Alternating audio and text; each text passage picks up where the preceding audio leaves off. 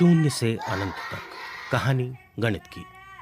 मानवता और गणित दोनों का विकास बिल्कुल साथ साथ हुआ और दोनों एक दूसरे में ऐसे गुथ गए हैं कि आप उन्हें अलग नहीं कर सकते। लेकिन जब भी मानव के विकास की कहानी सुनाई जाती है, गणित की कहानी छूट जाती है।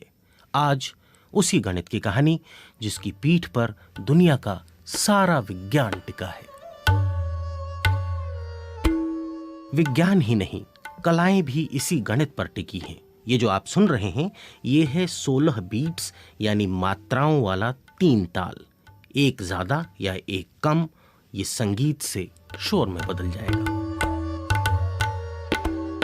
महान यूनानी गणितज्ञ पाइथागोरस ने संगीत और गणित का रिश्ता ईसा मसीह की पैदाइश से कई सौ साल पहले खोज लिया था। स्थापत्य कला, चित्रकला, मूर्तिकला सब गणित के नियमों से चलते हैं। आकार और अनुपात को समझे बिना किसी तरह की कोई रचना संभव ही नहीं। वैज्ञानिक बताते हैं कि कौवे से लेकर चिंपांजी तक कई जीव जंतु 5 से 7 तक गिन सकते हैं। इंसान ने पहले कहां और कब गिनना शुरू किया, ये कोई नहीं जानता। लेकिन सबसे पहले लिखने और अंकों को अंकित करने के प्रमाण आज के इराक, जिसे तब बेबीलोनिया कहा जाता था, वहां और मिस्र में मिलते हैं, जहां लोग अंकों को मिट्टी की पट्टी या भोजपत्र जैसे पत्तों पर लिखते थे।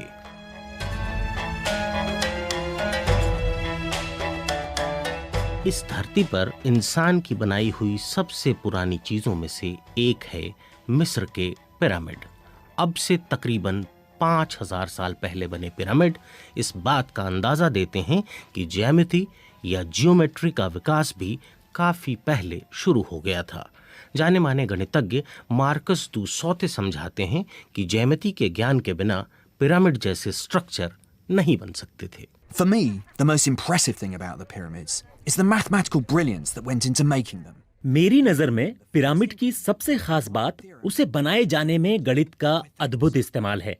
ये प्राचीन यूनानी गणितज्ञ पाइथागोरस के फॉर्मूले का व्यवहारिक रूप है। प्राचीन मिस्र में एक परफेक्ट समकोण या राइट एंगल बनाने के लिए बराबर दूरी पर गांठ लगी रस्सी का इस्तेमाल नापने के लिए किया जाता था।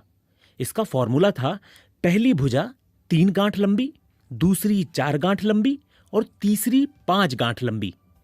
5000 साल पहले पत्थर, रस्सी, लोगों की मेहनत और गणित के जादू से बने चमत्कारी पिरामिड। मिस्र से करीब 7000 किलोमीटर दूर चीन।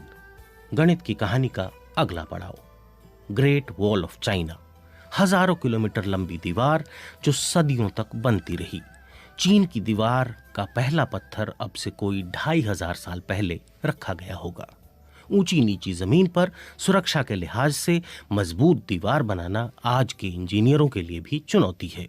चीनियों के इस कमाल के पीछे भी गणित ही है। गणितज्ञ मार्कस दू saute. The ancient Chinese realized they had to make calculations about distances, angles of elevation, and amounts of material. दीवार बनाने के लिए उतार चढ़ाव का एंगल, दूरी और उसमें लगने वाले सामान की मात्रा, इन सब का हिसाब लगाया जाना जरूरी था।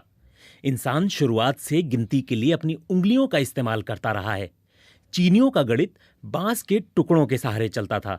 मिस्री, यूनानी या बेबीलोन वालों के मुकाबले एक होशियारी चीनियों ने की, वो था कॉलम बनाना।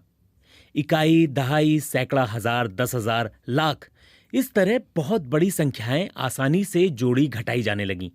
इसे डेसिमल प्लेस वैल्यू सिस्टम कहते हैं। आज भी हम इसका इस्तेमाल कर रहे हैं। चीन की दीवार और मिस्र के पिरामिड तो बन गए, मगर गणित अब भी अधूरा था। चीनी जोड़ने घटाने के लिए प्लेस वैल्यू सिस्टम का इस्तेमाल तो कर रहे थे, लेकिन जब बड़े अंक लिखने होते थे तो उसके लिए उन्हें चित्रों का सहारा लेना पड़ता था।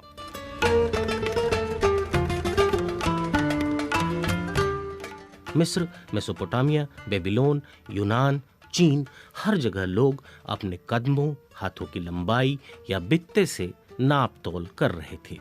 कई पत्थर, कहीं बांस, कहीं मिट्टी की गीली पट्टी या रेत पर हिसाब लगाने की कोशिश हो रही थी। लेकिन गणित की कहानी में सबसे दिलचस्प मोड़ आया भारत में, जिसने गणित की दुनिया और दुनिया के गणित को हमेशा के लिए बदल कर रख दिया।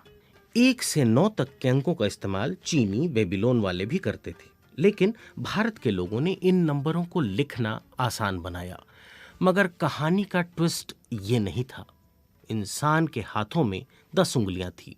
वह 10 और दहाई को भी समझता था, सैकड़े को भी, लेकिन उसे लिखा पहली बार भारत ने, उसे एक अंक के तौर पर भारत ने देखा। मार्कस दुसौते बताते हैं, The Indians transformed zero from a mere placeholder. Bharat ने शून्य को पूरा नया रूप दे दिया। ये पहले सिर्फ प्लेस होल्डर के तौर पर था। मिस्र और बेबीलोन वाले शून्य की जगह खाली छोड़ देते थे, लेकिन भारत ने उसे 10वें अंक का दर्जा दिया, 0 से लेकर 9 तक, यानी 10 अंक। इसके बाद तो दुनिया ही बदल गई। बड़े से बड़े अंक को लिखना, उन्हें जोड़ना घटाना अचानक बहुत आसान हो गया और गणित के पहिए को मानो इंजन मिल गया।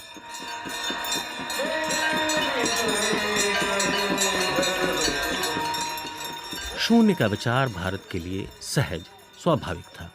उसकी जड़ें हिंदू दर्शन में पहले से मौजूद थीं। मार्कस कहते हैं, In the religions of India, the universe was born out of nothingness, and nothingness is the ultimate Bharat goal. में धार्मिक मान्यता रही है कि सृष्टि की उत्पत्ति शून्य से हुई है और अंत में सब कुछ शून्य में ही विलीन हो जाता है। जब जीरो को एक संख्या के तौर पर स्वीकार किया गया तो उसके लिए नाम पहले से हिंदू दर्शन में मौजूद था, शून्य, यानी कुछ भी नहीं। 7वीं सदी के मशहूर दार्शनिक गणितज्ञ ब्रह्मगुप्त ने शून्य के साथ गणना करने का जो तरीका दिया वो आज भी चलन में है और पूरी दुनिया में स्कूलों में पढ़ाया जाता है। वो ये कि 1 में शून्य जोड़ने पर 1 ही रहेगा, 1 में से शून्य घटाने पर भी 1 ही रहेगा, 0 से गुना करने पर 0 ही रहेगा। लेकिन शून्य से जुड़ा दूसरा चमत्कार भी भारत में ही हुआ। ब्रह्मगुप्त के लगभग 500 साल बाद ब्रह्मगुप्त सब कुछ बता गए थे, मगर एक बात रह गई थी, 0 से किसी संख्या को विभाजित करने पर क्या होगा।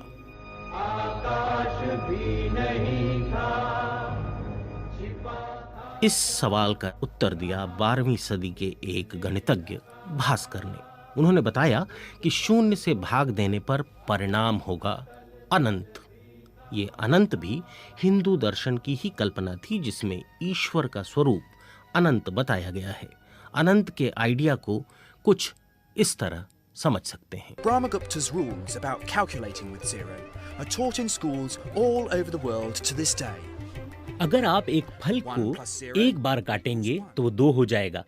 इस तरह 2 से 4, 8, 16 और 32, इस तरह ये क्रम बढ़ता जाएगा और आखिर में जब फल का आकार 0 हो जाएगा, उसके बाद उसे और टुकड़ों में काटेंगे तो अनंत टुकड़े होंगे जिन्हें गिनना संभव नहीं होगा। 0 और अनंत के बाद एक और कमाल भारत में ही होना था।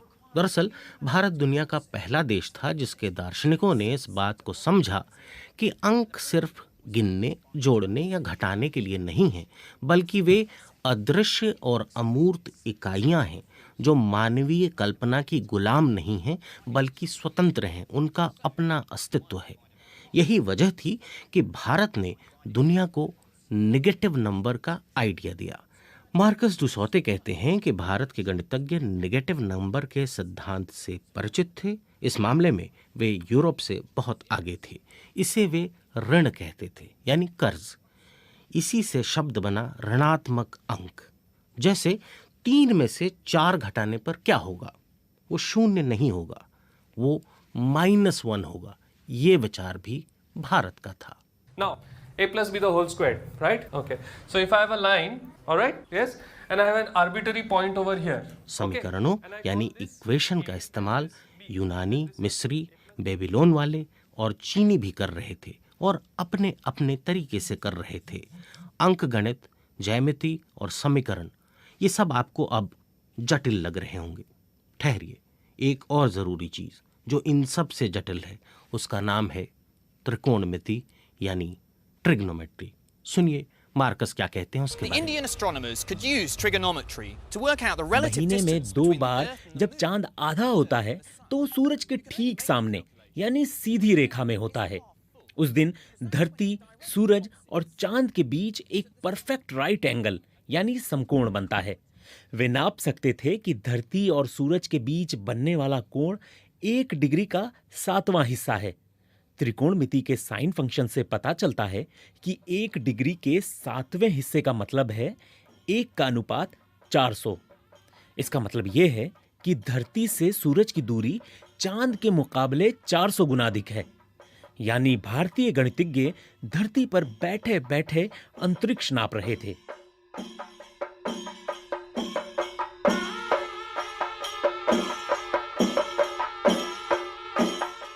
एक भारतीय गणितज्ञ ऐसा है जिसका जिक्र किए बिना ये कहानी पूरी नहीं हो सकती। उनका नाम था माधव। माधव ने यह साबित किया कि किसी भी संख्या को अनंत टुकड़ों में तोड़ा जा सकता है या किसी संख्या में अनंत टुकड़े जोड़े जा सकते हैं। यानी गौर से सुनिए, 0 और 1 के बीच भी एक अनंत छिपा है, ये बताया माधव ने। गणित जिनका विषय नहीं है और इन जटिल विचारों से ऊब रहे हैं, उनके लिए एक जरूरी जानकारी। गणित के सबसे जटिल सवाल पाई का मान क्या है, इसका भी जवाब दिया भारत ने। Marcus. The mathematician Arabayata gave a very accurate approximation. of the 6ठी सदी के भारतीय वैज्ञानिक आर्यभट्ट ने बताया कि पाई का मान 3.1416 है। इसके आधार पर उन्होंने धरती की परिधि को नाप दिया। उन्होंने बताया कि धरती का घेरा 24,835 मील है, जो लगभग सही है, लेकिन पूरी तरह सही नहीं है। इसका पूरी तरह सही उत्तर दिया 15वीं सदी में माधव ने। माधव ने इसके लिए अनंत का सहारा लिया। पाई के बिना इंजीनियरों का काम नहीं चल सकता। पाई दरअसल किसी भी वृत्त के व्यास और परिधि का अनुपात है। जहां कहीं मोड़ या घुमाव आता है, उसे समझने के लिए पाई की जरूरत पड़ती है। अब देखिए, बीज गणित की तो बात ही नहीं हुई इतनी देर में, जो अरबों की देन है, अल जबरा। क्या करें, समय ही नहीं मिला। समय भी गणित है। ये बेबीलोन के लोग थे जिन्होंने 1 घंटे को 60 मिनट में, 1 मिनट को 60 सेकंड में बांटा। समय की कहानी फिर कभी समय मिलने पर।